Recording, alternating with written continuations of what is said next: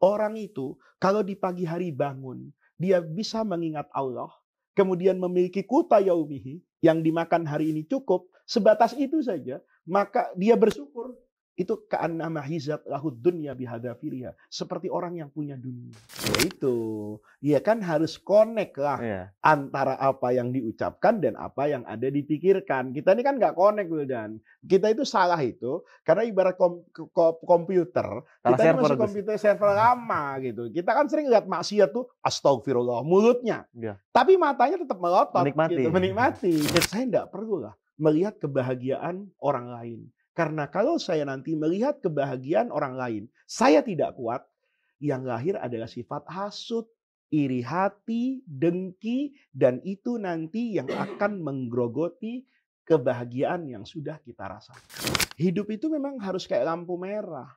Kalau selalu hijau, nanti kita kehilangan kewaspadaan. Kita merasanya maunya nikmat, terus nanti kita nggak akan pernah merasakan syukur, nggak punya mawas diri, dan nanti kita akan kehilangan kenikmatan hidup yang mendorong manusia untuk melakukan penyelewengan dalam hidup.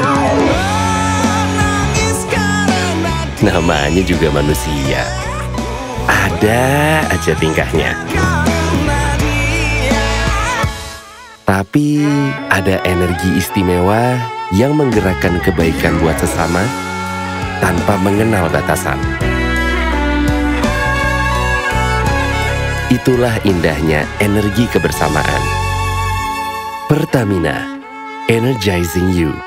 Kita harus bikin iklan Ramadan yang menyentuh. Halo Bu, aku kayaknya nggak bisa mudik tahun ini. Nanti uangnya aku transfer aja ya. Kita buka dulu yuk. Menangkan Ramadan dengan sentuhan penuh keikhlasan.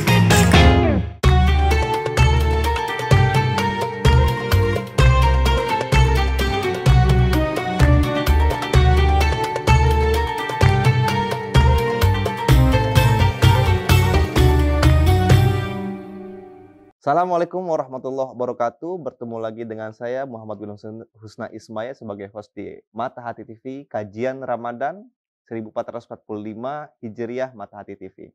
Masih bersama guru kita. Assalamualaikum Gus. Waalaikumsalam warahmatullahi Mudah-mudahan gak wabarakatuh. bosen-bosen lihat saya terus di Gus. Alhamdulillah tidak pernah merasa bosan. Walaupun setiap bertemu dengan Mata Hati itu selalu dengan Wildan ya. Karena sesinya sama saya Gus. Ini Gus, dalam menjalani hidup ini kan kadang orang tuh gampang aja ketika menerima cobaan, berarti ente kurang bersyukur, Iya, ente kurang sabar. iya, gitu. iya. Bersyukur tuh apa sih Gus ya sebenarnya Gus? Bersyukur itu Wildan adalah memandang semua yang menjadi takdir kita dari Allah itu sebagai pemberian terindah dari Allah. Itu sejatinya bersyukur. Jadi bersyukur itu tidak identik dengan besar dan kecilnya nikmat yang Allah berikan kepada kita. Itu nikmat sebetulnya Wildan, itu dari kacamata lahiriah kita. Kita kan membeda-bedakan. Kalau Wildan dapat uang 10 juta, itu dianggap mendapatkan nikmat. Tapi kalau nanti misalnya dapat uang 5.000, itu kan musibah, sudah jadi host di Mata Hati berjam-jam, ternyata 5.000. Itu kan zahir kita. Kan? Tapi kita nggak pernah tahu kan, bahwa di balik 5.000 itu ada karunia terindah yang Allah berikan kepada kita. Karunia kesabaran, karunia ya, bagaimana mencukupi hidup dengan 5.000 rupiah tadi. Sebaliknya kan, ketika kita mendapatkan 10 juta, sejatinya belum tentu kenikmatan yang kita dapatkan. Boleh jadi itu kenikmatan yang semu, kenikmatan yang menipu. Oleh karena itu, bersyukur itu selalu memandang apa yang menjadi takdir kita hari ini itu sebagai karunia terindah dari Allah. Ini kan ada ayat bersyukur nih kan kita sering dengar di ceramah-ceramah ustaz. Iya, La iya. in syakartum la La azidannakum. azidannakum, iya. Barang siapa yang bersyukur maka akan ditambah. Iya, Itu yang ditambah itu kuantiti, dia sebagai Iya. bentuk kuantiti, Iya. rezeki, ataukah ini sebagai substansi keberkahan nih Gus? sama-sama Wildan. Ada yang ditambahkan dua-duanya, ada yang ditambahkan salah satunya, ada yang ditambahkan kuantitas dan kualitas, ada yang hanya ditambahkan kualitasnya. Tetapi apapun dari itu sebenarnya Wildan, kata-kata la azidannakum akan saya tambahkan nikmatku kepadamu. Nah ini yang sering salah gitu loh. Kalau dikasih duit 1 juta bersyukur, terus dapat 2 juta. Itu tafsir dari mana? Gitu loh. Kalau Wildan dapat 1 juta bersyukur, Allah akan tambahkan nikmat. Nikmat itu nggak boleh diartikan dengan 2 juta. Mungkin Allah berikan sesuatu yang berbeda. Wildan bersyukur, alhamdulillah hari ini dapat 1 juta. Maka kata Allah, karena rasa syukurnya Wildan, Allah tambahkan nikmat. Nikmat apa? Bisa jadi bersedekah. Bukan berarti kalau sudah 1 juta bersyukur dapat 2 itu belum tentu. Kali 2 gitu. Kali 2 nggak bisa, itu matematika. Tapi kalau Allah bisa jadi Wildan dikasih uang 1 juta, tetapi kemudian pada saat Wildan bersyukur, maka Allah tambahkan nikmat satu lagi kepada Wildan. Bukan nikmat 1 juta, nikmat kedermawanan. Wildan melihat uang 1 juta itu menjadi uang yang besar, dan Wildan merasa ini cukup untuk saya berbagi kepada orang banyak. Itu juga bagian dari ditambahkannya nikmat oleh Allah. Sikapnya itu Gus berarti. Iya. Misalnya Wildan kalau sudah punya istri berkeluarga, dapat rezeki 5 juta misalnya. Kemudian Wildan bersyukur, bisa jadi Allah tambahkan nikmatnya, itu bukan jadi gajinya 10 juta, tapi istri yang tidak pernah minta uang. Nah, itu juga bagian dari apa ini? Istri yang kemudian bilang sama Wildan, Mas, kita uang belanjanya cukup sekian. Kenapa? Ya saya tuh biasa puasa Daud. Sehari puasa, sehari enggak. Saya juga makanan tuh enggak suka yang neko-neko. Loh, itu kan juga tambahan nikmat. Ketika Wildan dikasih uang gaji 2 juta oleh Allah, kemudian Wildan bersyukur kepada Allah, tiba-tiba Allah tambahkan nikmatnya berupa istri yang selalu menerima pemberian suami sebagai pemberian yang paling indah. Tidak pernah meremehkan, tidak pernah mengecilkan. Itu kan juga bagian dari apa itu? Nikmat yang bertambah. Untung hitungannya bukan seperti Gus ya. Seperti itu Gus ya. Iya. Kalau hitungannya seperti itu, ketika kita bersyukur punya istri yang soleh, maka akan ditambahkan lagi istri yang soleh. Itu kan salah Gus ya. Bisa jadi benar, bisa jadi. Ya. Bisa jadi Gus. Bisa jadi, itu semua terbuka. Karena yang namanya istri 1, 2, berganti suami, itu kan sebetulnya sudah menjadi jalan hidup pada orang-orang yang memang Allah tentukan seperti itu. Balik lagi masalah bersyukur ya. Iya. Ini kan kadang enak terucap di dalam di mulut, cuma dalam perilakunya ini agak susah. Iya, pasti. Jangankan Wildan, saya juga susah. Iya kan? Apa saya terus kemudian tidak punya sifat keserakahan, ketamaan, sama. Tetapi yang dibutuhkan oleh manusia itu kan kontrol, Wildan. Kalau kita ingin menjadi orang yang bersyukur, kan Rasulullah itu sudah memberikan rumusannya. Apa rumusannya? Rumusannya tuh jangan melihat yang lebih dari kita dari aspek kenikmatan duniawi. Selalu melihat yang lebih rendah dari kita. Kalau satu hari Wildan jalan di jalanan, kata orang sekarang tuh nyeker, nggak pakai sendal. Wildan jangan lihat orang yang pakai sneaker harga jutaan. Pasti sakit hati. Tapi ketika Wildan berjalan tanpa alas kaki, Wildan lihatlah orang yang berjalan bahkan tanpa kaki. Maka di situ akan datang rasa syukur. Dan itu Wildan sejatinya, itu menjadi kunci kebahagiaan hidup. Orang sering tanya sama saya, Gus, gimana sih cara hidup bahagia? Sederhana kata saya. Kalau Anda ingin bahagia, maka Anda nggak perlu melihat kebahagiaan orang lain. Karena kebahagiaan setiap orang itu pasti berbeda, Wildan. Saya sebagai guru agama itu punya kebahagiaan yang mungkin tidak dirasakan oleh orang lain.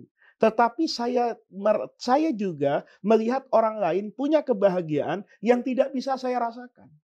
Ketua DPR misalnya, kebahagiaannya mimpin sidang, didengar oleh semua orang yang menjadi representasi dari wakil rakyat. Dia mungkin bahagia dengan kedudukan itu. Tetapi saya melihatnya tidak bahagia. Karena ada tuntutan yang banyak nanti. Sementara saya merasa berbahagia hanya menjadi seorang guru. Mengajar depan masyarakat, depan murid saya. Kemudian kelak murid-murid saya datang menjadi orang yang bermanfaat. Itu menjadi kebahagiaan saya. Nah, kalau saya ingin bahagia dengan itu, saya tidak perlulah melihat kebahagiaan orang lain. Karena kalau saya nanti melihat kebahagiaan orang lain, saya tidak kuat. Yang lahir adalah sifat hasud, iri hati, dengki, dan itu nanti yang akan menggerogoti kebahagiaan yang sudah kita rasakan. Seperti pembahasan kita di awal, Gus, ya tadi. Ya. Kadang kan kita luput dengan kebahagiaan-kebahagiaan kecil. Gus, Iya. ya. Kita hanya fokus terhadap rezeki-rezeki yang besar, Iya. dengan nominal yang besar. Iya. Padahal kalau kita misalnya, Gus, ya, lagi jalan gitu, Gus, ya, nempuh lampu merah, itu kita sepanjang jalan nempuh lampu hijau terus, Gus, ya.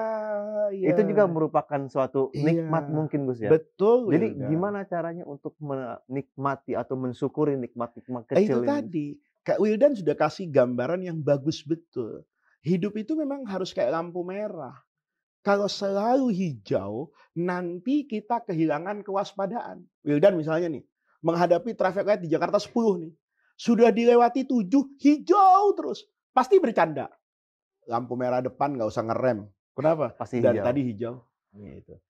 Tanpa pernah tahu kan, bahwa di ujung sana itulah nanti ada truk yang akan lewat. Kita ngegas, hancur di situ. Tapi ketika kita dibiasakan, hari ini hijau, gas. Tahu-tahu ada kuning, agak ngerem. Oh ternyata belum merah kok, gas lagi. Tapi besok ada merahnya sehingga kita berhenti. Itu Wildan sejatinya. Hidup kayak begitu. Makanya kita dalam aspek aspek kebutuhan manusia, itu kan ada bulan puasa. Ngajarkan kita jangan makan terus.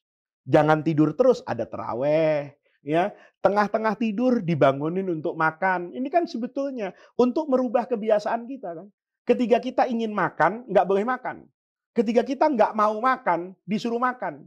Kan kita maunya makan siang-siang, nggak boleh kata Allah. Subuh-subuh nggak ada orang mau sahur kan. Bukan waktunya makan, disuruh makan. Nah, itu kan semuanya siklus kan, Wildan. Ya. Untuk mengajarkan kita, ya sejatinya hidup begitu. Nggak boleh, Wildan. Kemudian kita merasanya maunya nikmat, terus nanti kita nggak akan pernah merasakan syukur, nggak punya mawas diri, dan nanti kita akan kehilangan kenikmatan hidup yang mendorong manusia untuk melakukan penyelewengan dalam hidup. Jadi berdinamika, Gus. Iya, dinamika. Jadi cara bahagia itu kayak begitu, Wildan. Hari ini dapat uang, tetapi hati mengatakan satu hari uang ini juga akan habis. Kalau uang ini akan habis, saya tetap optimis bahwa nanti juga akan ada uang. Sebagaimana dulu saya pernah tidak punya uang, kemudian ada uang. Tetapi tidak mungkin dalam hidup ini selalu ada uangnya. Kalau selalu ada uangnya, siap-siap ada kebahagiaan lain yang mungkin hilang dari hidup kita. Nah, kalau kita bisa seperti itu, Wildan, maka kita punya sifat namanya muraqabah. Selalu mawas diri.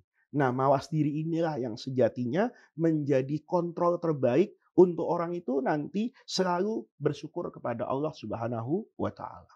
Nah, tadi kita membahas tentang syukur, Gus. Iya. Ada lawan katanya dari kata syukur ini adalah sabar. Sabar. Bukan lawan katanya, tapi partnernya. Oh, karena itu berdampingan. Iya. Syukur itu kan butuh sabar. Gitu loh. Wildan makan tempe, bersyukur. Pakai sabar nggak? Pakai. Kalau nggak pakai sabar, nggak jadi bersyukur.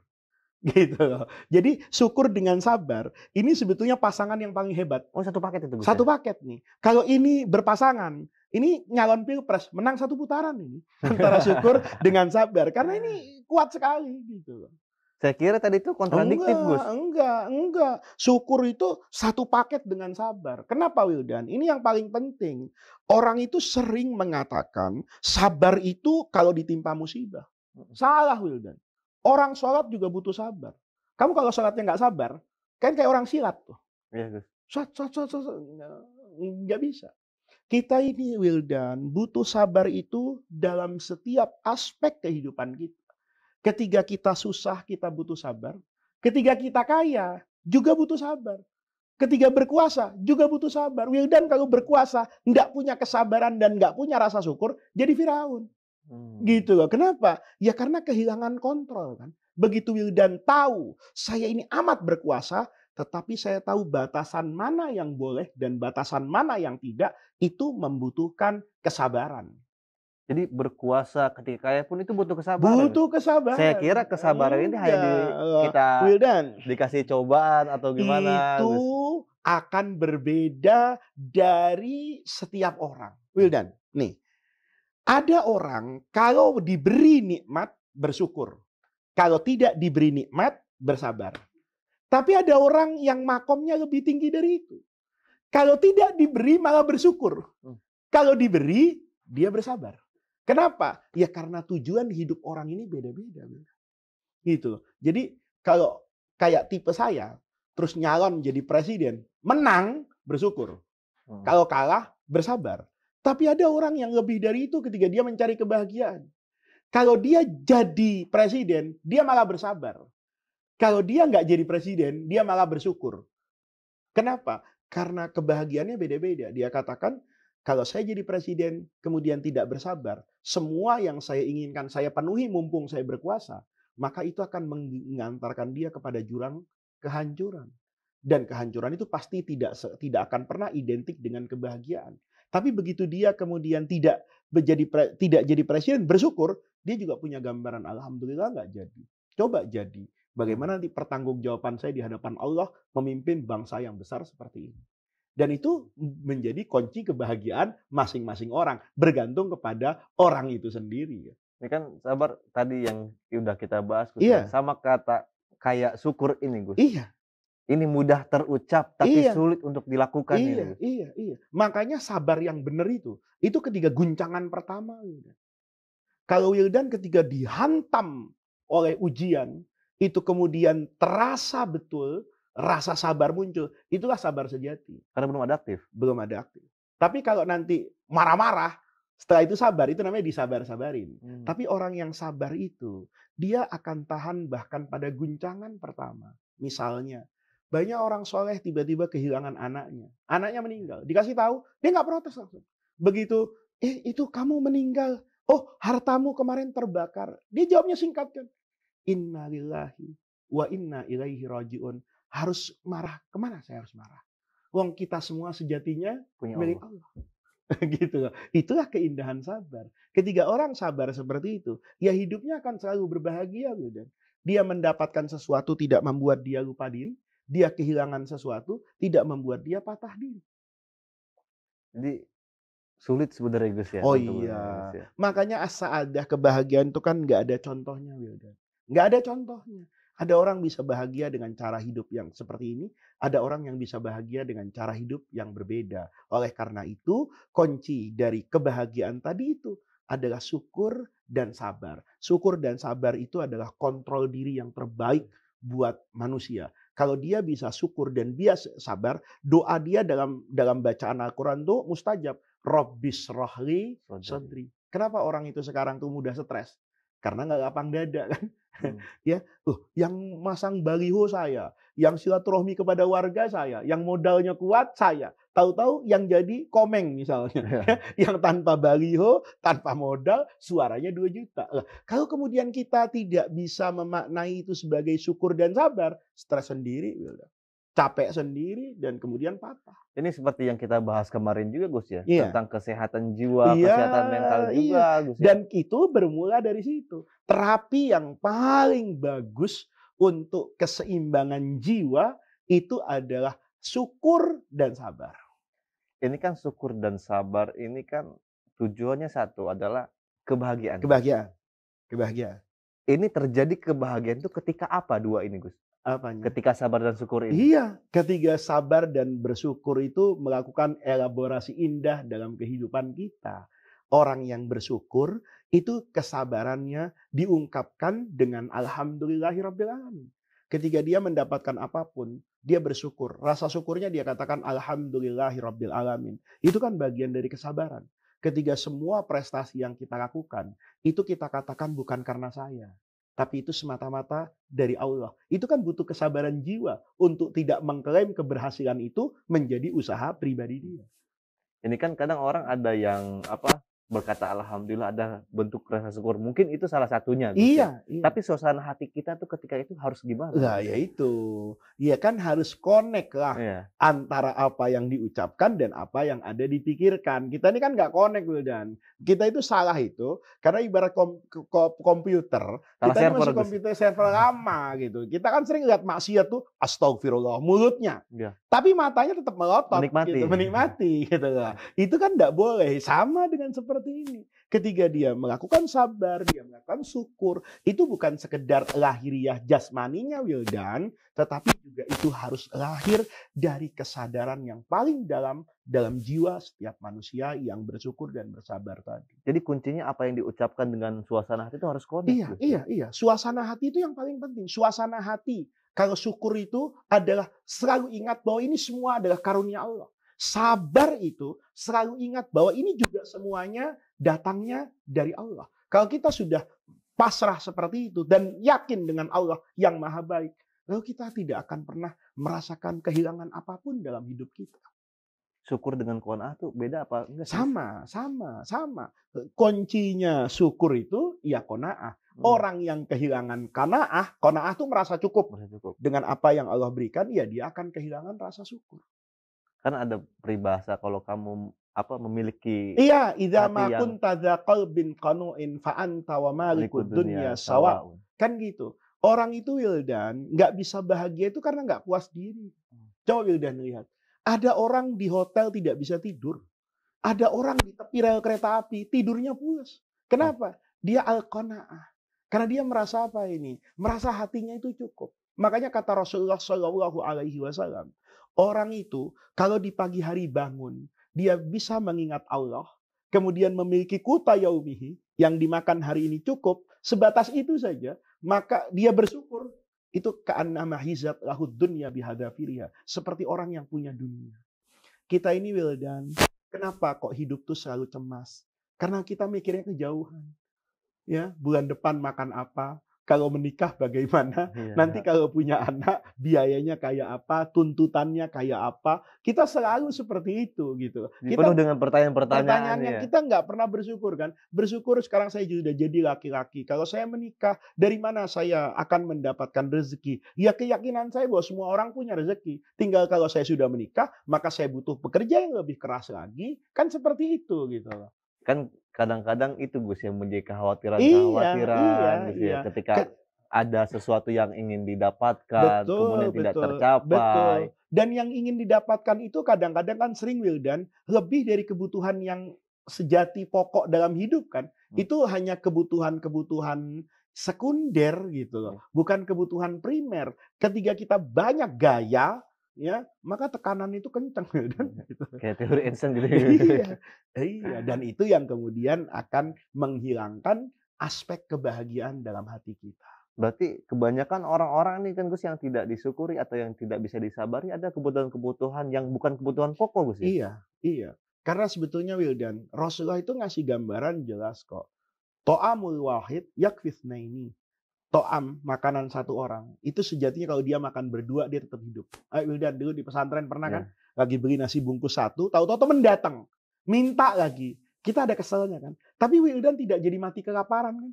Hanya karena berbagi nasi bungkus. Makanan dua orang tuh sejatinya cukup tiga. Artinya apa? Sebetulnya apa yang kita ambil dalam hidup ini, itu sudah melebihi kebutuhan pokok kita kan. Seandainya kita mau mengurangi ya rasa keinginan dan ketamaan kita, sejatinya manusia itu diberi kecukupan oleh Allah Subhanahu wa Ta'ala. Nih Gus, tips-tipsnya untuk sabar dan bersyukur Gus. Ini yang susah. Karena ini kan implementasi. Jadi kalau Wildan bertanya, tipsnya apa? Saya hanya bisa mengatakan bahwa lihatlah apa yang Allah karuniakan kepada kita, dan dari kebahagiaan yang kita rasakan, lihatlah orang-orang yang tidak bisa berbahagia dengan cara kita. Jangan pernah melihat kebahagiaan orang yang sejatinya secara aspek lahiriah itu melampaui kita. Kalau saya punya uang 100.000, maka saya melihat kebahagiaan itu dengan orang-orang yang hanya dengan 50.000 bisa berbahagia. Jangan saya melihat orang yang dengan 500 juta dia baru berbahagia. Karena dengan cara itu, dunia itu tidak akan pernah habis-habis, Wildan. Kalau bahasa sekarang tuh julid Gus. Iya. Kalau orang hidupnya itu julid, ya kepo, berlebihan, itu dia akan kehilangan kunci kebahagiaan hidup dia sendiri. Berarti kunci kebahagiaan itu adalah bersyukur ketika menerima nikmat. Iya. Kemudian iya. bersabar ketika menerima cobaan. Dan dibarengi dengan berbaik sangka kepada Allah yang Maha Rahman. Itu Gus, berbaik sangka tuh Banyak berbaik Gimana? sangka. Ketika kita dikasih sakit, kemudian kita baca Quran, kita berbaik sangka. Oh, saya dikasih sakit tuh karena Allah sejatinya ingin saya itu dekat dengan Al-Quran. Ketika saya dekat dengan Al-Quran, bukankah itu menjadi kunci ridho Allah? Ini Gus yang kadang-kadang luput dari perhatian. Khususnya saya ini Gus. Iya. Mungkin hati manusiawi kita ketika dicoba, ini Allah maksudnya apa sih gitu. Iya. Kadang ada pertanyaan-pertanyaan. Nggak seperti apa-apa. itu. Apa maksud Allah itu? Kita pertanyakan itu nggak apa-apa. Tapi tidak dengan wajah protes. Tetapi justru dengan wajah pempelajaran. Apa sih maksud Allah memberikan saya sakit? Kita pelajari. Tapi itu tadi dengan berbaik sangka. Pelajari aspek positifnya. Begitu sakit, tiba-tiba suaminya lebih giat bekerja. Oh, ternyata sakitnya anak itu mendatangkan kebaikan buat suami agar dia lebih maksimal dalam bekerja dan belajar lebih bertanggung jawab lagi. Itu kan juga menjadi karunia tersendiri. Berarti yang dinilai itu outputnya sebenarnya Gus. Iya dong. Nah, selalu orang seperti itu. Kalau orang tidak menilai dari itu, ya dia selalu tenggelam pada kekecewaan dan selalu berpikir negatif thinking terus. Terlepas dia harus bersyukur ataupun bersabar. Iya. Yang penting endingnya itu seperti Endingnya apa. yang dia lihat, dan itulah seharusnya yang menjadi patokan dan parameter kehidupan dia selama ini. Alhamdulillah Gus, nih saya pribadi tercerahkan ini Iya, Gus ya. Gimana iya. cara sabar, gimana cara bersyukur. Iya. Mudah-mudahan pemirsa Mata Hati juga semuanya yang menyaksikan video ini juga tercerahkan Gus. Amin, amin. Dengan amin. mudah-mudahan ini Amin. bermanfaat obrolan Amin, kita. amin. Alhamdulillah pemirsa, kita membahas tentang syukur dan sabar Gus ya. Mudah-mudahan kita selalu menjadi jiwa yang selalu bersyukur ketika mendapatkan nikmat dari Allah dan merupakan orang-orang yang bersabar ketika dicoba oleh cobaan yang diberikan oleh Allah Subhanahu wa taala. Sedikit banyak mudah-mudahan bermanfaat. Terima kasih. Wallahul muwaffiq ila aqwamit thoriq. Wassalamualaikum warahmatullahi wabarakatuh.